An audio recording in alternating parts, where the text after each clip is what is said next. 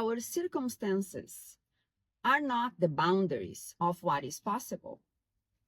And what you have so far, they are the consequences of your choices up to now. If you'd like something different, you will start making different choices. When I arrived here in the United States, I barely knew English. And I knew how to read in English, but for me to have someone looking at me and telling me something and for me to understand it was so hard. It was so hard.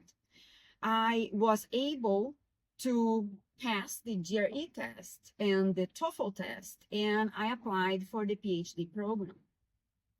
And I started the PhD program, and every single class I used to attend was 1 hour and 15 minutes class. I would record the lecture, and obviously I asked the professor beforehand. And every single lecture would take me over 6 hours to be able to decode what the professor was explaining to me. When you look at me in the current circumstance that I am, that I wrote 2 books and I teach in English, and obviously I have an accent, and obviously my brain is still processing sentences in Portuguese, and Portuguese is just natural for me, but I did learn English, and I learned it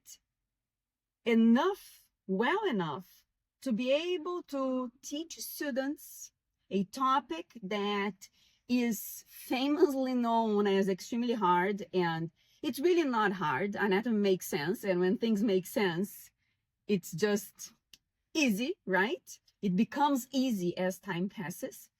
And I wrote books. It was my determination, my discipline to get better at a topic that was so hard for me. English was one of the topics I had in school when I was in elementary school and high school in Brazil. It was one of the subjects that I disliked the most because it was so hard for me.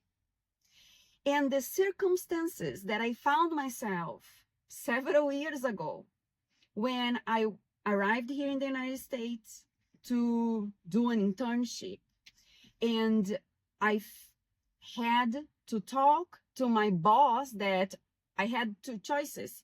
Either I spoke to him in German or in English. So my best option was to try to learn English.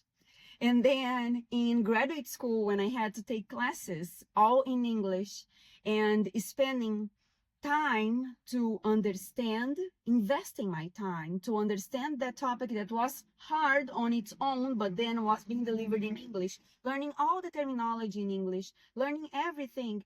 It was just the determination of I will get it done. I needed to change something that was present at that moment in my life, which was this blockage that English was so hard.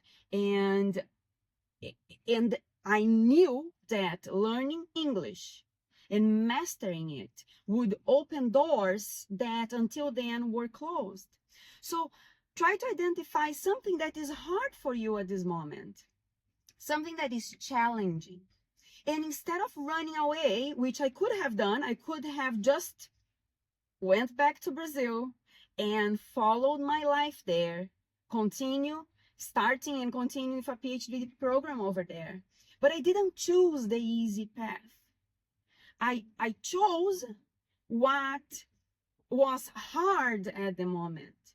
And I don't regret any second of it. It is so worth it.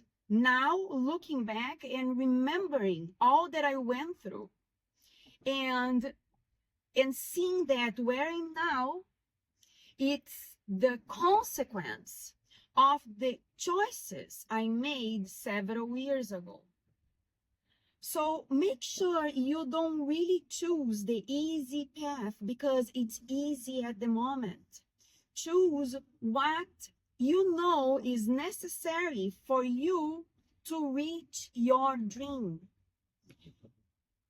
When you really know what you want, when you have a why, the how is easy. So define what you really want, and then you will find a pathway to get there. When the goal is clear, the pathway will appear. Don't choose an easy pathway because then your end goal might not be the one that you really, really want. Okay? So, whatever is going on in your life right now, make sure you write in capital letters.